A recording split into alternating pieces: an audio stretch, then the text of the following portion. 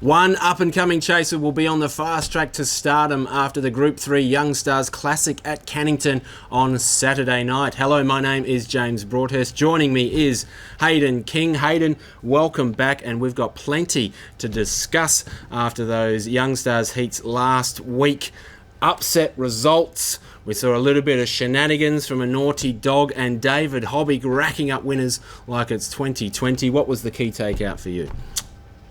It was a very competitive night of racing. Obviously, the last heat was marred by that interference, but otherwise, some outstanding heats from some dogs on the rise. So they were all really good to watch, and I'm feeling fresh after my hiatus. I had last week off, didn't really have it off, but I'm back, and I've got a winner for you later. All right, good. I'm looking forward to it. Hopefully you got a winner in this final as well. Why don't we have a look at it now? The Group 3 Young Stars Classic Saturday night. It's going to be an absolute beauty. We've got Electrified and Hinto 1 and 2 here. Hayden, these are the two dogs that I think should be vying for favouritism in this series, but after last week's heats, I don't know what's what here. Before we discuss the rest of the field, why don't we talk about Electrified and that heat result? You mentioned the interference there from Lentil Manelli in that heat. Lentil Manelli not taking her spot in this race. So I guess we can shift the attention, from that particular heat onto Electrified. Came in as a red hot favourite there. Obviously, what this dog has done over the past couple of months has been absolutely superb. What do we make of that result, getting run down by Lentil Manelli there? It's just a night where Electrified was slightly off. Is Lentil Manelli that good? I guess we won't know because we won't be seeing her for a little while yet. But how do you what conclusions do you draw from that? I think it's a little bit of both. Electrified, once the dog was in that position, you'd probably anticipated be taking it out, was run down by Lentil Manelli. Lentil Manelli was pretty brave to be able to run down Electrified, all things considered. But Electrified, I guess, at the top of its game, you'd expect it to be winning that race, so would need to rebound pretty quickly to be taking this out based on that performance, but certainly can. The dog's been in massive touch in the last couple of months, as you've alluded to. So box number 1, prime position's got all that early speed. We'll take beating. All right, well, like Electrified, the WA Derby winner Hinto, one of the big guns in this series, also got beaten in his heat. Was a really impressive performance, an eye-catching performance by Zipping Wilbur on debut here in Western Australia for James Jeffries. Why don't we go back and have a look at that race, Hayden? From box 7, Zipping Wilbur bursts out of the traps on the way to a 5:50 first section, whereas Hinto, wearing the white stretch vest, is again just slightly off at box rise and finds trouble. It's been a continuing pattern from this greyhound early. So Zipping Wilbur gets the break in the back straight, but then he has to fight off a challenge from Father Manelli. He's able to do that. Okay, Hinto is clear now and coming, but it's not soon enough. He has to settle for second place. Zipping Wilbur holds on for the win, is likely to be a little bit stronger this time round, while Hinto has some work to do, particularly out of the boxes here. What did you take out of this one, Hayden? Yeah, well, Hinto just has to get those box manners right. I thought he was mighty in defeat. If he can get the start right, tuck in behind a dog like Electrified on Saturday, I think he'll win. He was huge on the weekend, and we know he's been at the upper echelon of dogs throughout the bulk of his career. So he's going to be the chief threat to a dog like Electrified, and I really do like him. Okay, well, he certainly got that vast advantage in experience. He just seems to find trouble all the time, which is what's holding him back. I would have thought, given that he was up against the kind of more less experienced dogs this time around, that might not have been a factor. Anyway, we'll see how he goes on Saturday. I agree with you. He's a huge chance based on what we've seen from him before. What about Hayden? David Hobby winding back the clock, just getting win after win. 3 of the heats went his way with his dogs. Of course, one of those can't take their place in the final, but another dog comes in. That's also a David Hobby dog. How impressive was Bellotti Manelli? We're having a look at that dog now. Coming in as the equal fastest heat winner. He's from box 6 here, but it's another of these newbies for James Jeffries. On this occasion, keeping that fires out to the lead, and he's even quicker than his kennel mate. He goes 5:49 to the post, but Bellotti Manelli is right on his tail. Bellotti Manelli pushes forward along the rail and takes over halfway down the back straight, and then kicks away to go on and win by more than 3 lengths in 29.92. I highlighted Bellotti Manelli last week. Talk about a dog that's going places. 3 wins in a row. 4 wins from his past 5 starts. Look, he's not a lead pinger, this greyhound, but he does gear up quickly, finishes well, does a lot of things right, sticks to the rail for the entire journey. I don't think this wide draw troubles him in this race either. For me, he's the standout of the hobby chasers in this one. Do you agree? Yes. I don't think he's a standout, but I think he's... Of the 3 hobby dogs? No, I don't think he's a standout of them. Okay, right. Which one's on par with him out of the hobby kennel? No, well, I'm not saying they're on par. I'm just saying he's not a standout. Lupini and Fava are very capable in their own right. Lupini was good winning that heat last week. Fava probably a little bit below, but I don't think he's a league above them. Okay, if right. we put it that way. But yeah.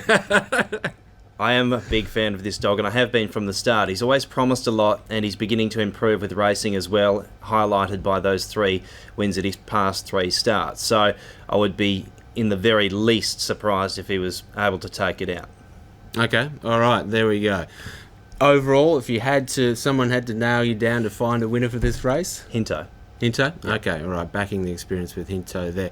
That is the Young Stars Classic Saturday night. It's going to be an absolute beauty. Another race you wanted to have a look at, Hayden, on that card is in race 11, the Auto Owls, grade 4-5 over the 600-metre journey. What did you like about this one?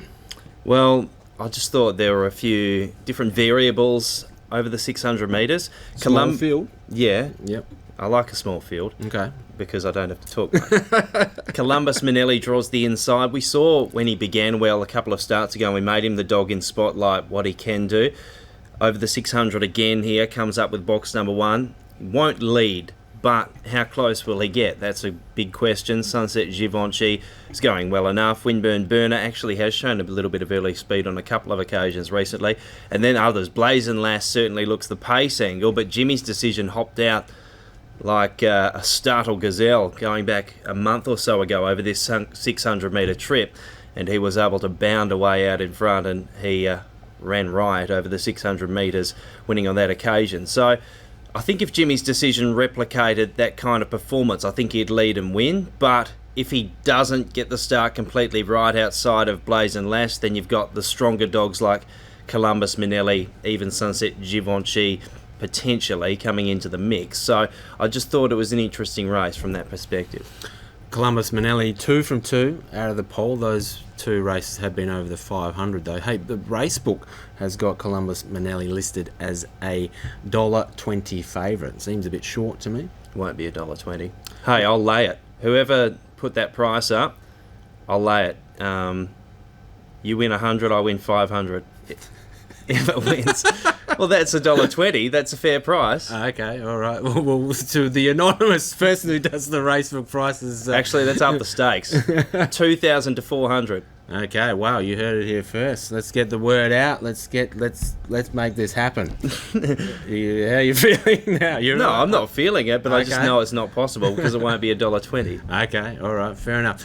That is Saturday night. We swing our attention to Friday night at Mandurah. This meeting, of course, highlighted by the Express Stake. You're calling this one down there. Looking forward to this. Let's have a look at the field. Aston Casino is not a quick beginner, but box 1 should help him position up into a decent spot in the field early. He does, of course, come in as a heat winner. West on Grit is the fastest qualifier. The old stager wound back the clock in what was his best run for some time last week.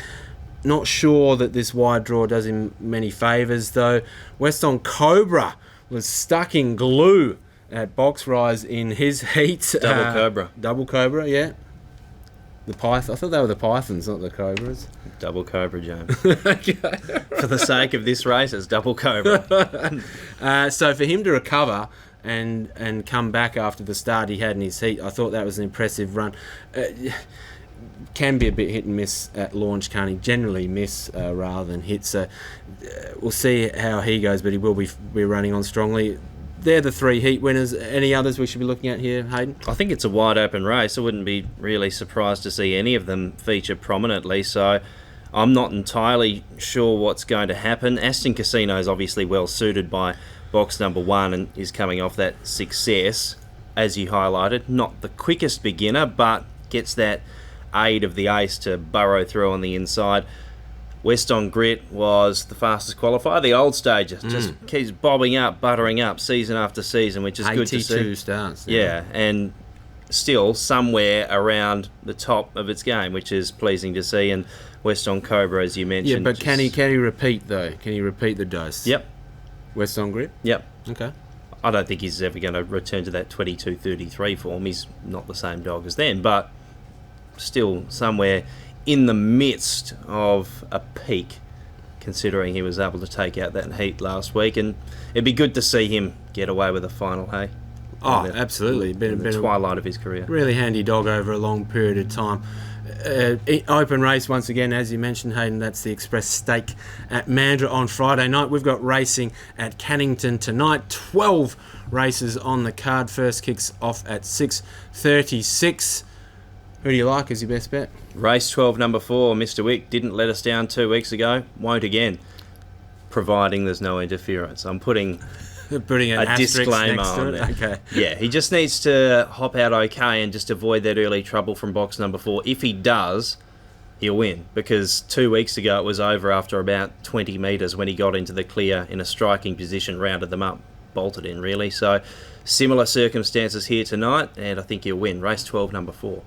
Your tipping on a Wednesday night has been pretty spot on. My tipping on a Wednesday night has been pretty much a graveyard. I haven't been able to land a winner for some time here. Yeah. Abysmal, destructive.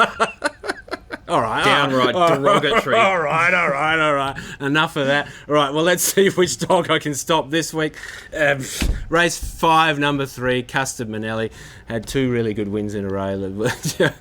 Surely it can overcome the burden of having me tip race 5, number 3, Custard Manelli for tonight. Well, that is the show. Looking forward to a big weekend of chasing. Happy calling, Hayden, and looking forward to seeing you on the preview next week.